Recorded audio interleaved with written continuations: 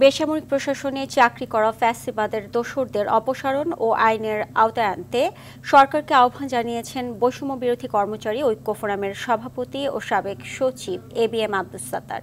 তিনি বলেন, ফ্যাসিবাদের দোসরদের সব চুক্তিভিত্তিক নিয়োগ বাতিল করে বৈষম্যের শিকার সব ক্যাডার ও নন ক্যাডার কর্মকর্তা কর্মচারীকে মন্ত্রণালয়, বিভাগ ও সংস্থার গুরুত্বপূর্ণ পদে পদায়ন করতে হবে। শনিবার জাতীয় প্রেস ক্লাবে আয়োজিত এক সংবাদ সম্মেলনে তিনি এসব কথা বলেন। অভ্যুত্থানে ফ্যাসিস্ট শেখ হাসিনা পালিয়ে গেলেও তার অনুগতরা এখনো নিয়ন্ত্রণ করছে দেশের আর্থিক খাত। যারা দেশে চোরতন্ত্র বা লুটপাটতন্ত্র কায়েমে সহায়তা করেছিল, তারাই প্রশাসন সহ আর্থিক প্রতিষ্ঠানের শীর্ষ পদে এখনো বহাল আছেন।